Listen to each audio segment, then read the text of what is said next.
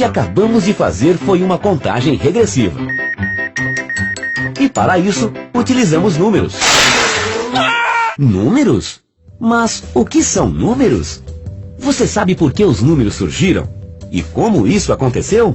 Onde podemos utilizar os números no nosso dia a dia? Por que somar, subtrair, dividir e multiplicar é tão importante em nossas vidas? Vamos conhecer a história dos números? Então, vamos lá! Hoje em dia, onde quer que estejamos, lá estão eles. Os números. São telefones, senhas, os preços de tudo são representados por números. A nossa idade também. Atualmente temos a tecnologia que nos ajuda em várias situações de cálculos. E você sabe onde mais os números são utilizados e por que são tão importantes? Pause o vídeo e reúna-se com seus colegas e professores ou até mesmo sua família e converse um pouco mais sobre como os números estão presentes em nossas vidas. Até já! E aí, debateram sobre o assunto? Então agora vamos ver como era muito antes do surgimento dos números, das calculadoras e dos computadores? Vamos voltar alguns anos, mais exatamente dentro das cavernas. Pesquisas comprovam que há mais de 30 mil anos, os homens já tinham necessidade de contar. Riscos e marcas descobertas em cavernas indicam isso. Entalhar em ossos e pedaços de madeira também era um recurso utilizado. Se você vivesse naquela época e não conhecesse os símbolos numéricos que atualmente estão presentes no seu dia a dia, como representaria as quantidades nas paredes das cavernas? Invente uma forma e compartilhe com seus colegas e professor. Sistema de pedrinhas. Imagine um pastor de ovelhas que saía com seus animais e todos os dias no retorno precisava conferir a quantidade de ovelhas que recolhia. Como fazer tal contagem sem papel nem lápis ou calculadora? Você sabia que cálculos quer dizer pedras? Pois eles usavam pedrinhas. Para cada ovelha, uma pedrinha e pronto. Mas e se forem muitas ovelhas? Onde guardar tantas pedrinhas? Foi pensando nisso que os seres humanos começaram a fazer agrupamentos e a partir daí criaram os conjuntos. Por exemplo, uma pedrinha preta corresponde a 5 pedrinhas brancas. Uma pedra amarela corresponde a 10 pedrinhas brancas ou 2 pretas. E a partir de então, tudo ficou mais fácil. Outro recurso muito comum eram os nós em cordas, mais usados para marcar tempo e distâncias. Além disso, temos em nosso próprio corpo instrumentos de cálculo, como por exemplo, os nossos dedos das mãos e, por que não, os dos pés. O sistema mesopotâmico. Mas chegou um tempo em que as pedras e dedos já não eram mais suficientes. A quantidade e variedade das coisas aumentou e alguns povos inventaram novas formas de contar. Com a descoberta de placas de barro na Mesopotâmia, comprovou-se que os suméricos faziam suas contas por meio de símbolos agrupados em um sistema com base 60. Todas as quantidades maiores que 60 eram agrupadas e representadas por um sinal. A posição destes sinais também modificava seus valores. Egípcios e maias. Os egípcios e os maias também criaram seus sistemas numéricos. No caso desses dois sistemas, observamos que eram muito parecidos na forma, pois utilizavam símbolos e figuras, mas eram diferentes na aplicação. Você sabe que os egípcios são muito conhecidos por serem excelentes construtores, certo? E para construir, eles precisavam fazer muitos cálculos.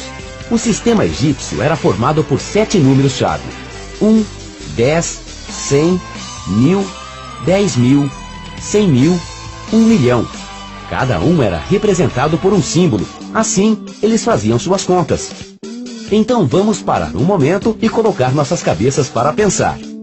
Você lembra que vimos que o sistema mesopotâmico utilizava agrupamento por 60, não é mesmo? Que tal uma atividade? Então, pause o vídeo e tente descobrir qual era o agrupamento do sistema egípcio. Vamos lá? Até já! Olá! E então, descobriram qual a base do sistema egípcio? Se você respondeu que era a base 10, parabéns, você acertou! O sistema é decimal, pois trabalhavam com grupos de 10 em 10. Existe um outro povo que também utilizava figuras para representar seus números: os maias. Mas apesar da semelhança na forma, este sistema numérico é bem diferente do sistema egípcio, pois os maias utilizavam apenas 3 símbolos, uma concha, um ponto e uma barrinha, e utilizava a base 20. Porém, a grande diferença não estava aí, e sim na inclusão do zero. O zero é o grande responsável pelo sucesso do nosso sistema numérico atual, pois sua posição na escrita dos números ajuda no princípio multiplicativo. Mas o que é o princípio multiplicativo? Observe o número 605. Nele, cada algarismo representa, na verdade, o produto dele de acordo com sua posição. O 6 é igual a 6 vezes 100, centena.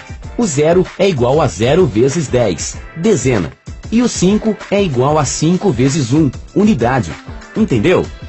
Então, pause o vídeo e crie, com a supervisão do seu professor, uma atividade para um colega, em que é aplicado o princípio posicional dos números que você acabou de ver. Vamos lá? Gregos, hebraicos e romanos. Os gregos são famosos pelas artes, política e filosofia, mas também criaram um sistema numérico muito eficiente. Uma diferença importante nos sistemas grego foi a utilização de letras para representar números. Além dos gregos, os hebreus também escreviam assim. Mas além dos gregos e hebreus, surgia mais um povo, os romanos. Com suas táticas de guerra, eles dominaram rapidamente as terras e aos poucos a civilização grega deu lugar ao seu império. Com todas estas conquistas, certamente eles tinham muitas contas para fazer e por isso criaram uma forma eficiente de representar os números. Os romanos usavam letras também, mas eram apenas 7. I1, V5, X10, L50, C100, D500, M1000. E como neste caso, a ordem dos símbolos mudava o valor. Este é um sistema ordenado. VI6 é diferente de IV4. Observe com atenção e você verá que estes números aparecem em vários locais do nosso cotidiano. Verifique no seu entorno, anote em seu caderno ou folha à parte e comente com seus colegas e professor em que locais esses números puderam ser localizados por você. Números orientais. Os chineses são famosos por vários fatores, por serem uns dos mais antigos povos do planeta e por serem muitos. Seu sistema numérico também era decimal e utilizava pequenos traços. Foi descoberto há cerca de 3.000 anos gravados em ossos e pedaços de cascos de tartaruga. No sistema numérico indiano, que é a origem do nosso sistema numérico atual, já era utilizado o zero, que no início era representado por um ovo de ganso. Com a utilização do zero, o sistema precisava somente de 10 símbolos para representar qualquer quantidade. Este sistema se espalhou e logo chegou à Europa, e de lá para o mundo, deixando impressionados muitos sábios e matemáticos. O sistema indo-arábico. O sistema tem esse nome, indo-arábico, porque tem sido criado pelos hindus, indo, e divulgado pelos árabes, arábico. Os números que você já utiliza atualmente já eram representados usando os números hindus. 0, 1, 2, 3, 4, 5, 6, 7, 8 e 9. Esses números, quando colocados em posições diferentes, eles assumem valores diferentes. Veja o exemplo do algarismo 4 em diferentes posições.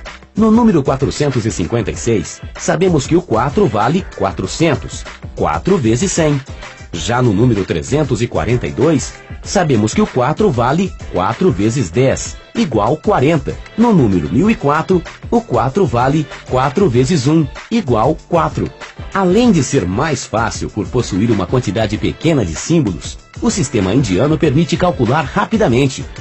O que podemos perceber é que o ser humano, a partir da sua necessidade, principalmente de contar e calcular, criou formas para facilitar tais processos. Será que no futuro outras mudanças podem acontecer? Mas essa é uma história para ser contada daqui a mais uns 1000 anos. Até mais!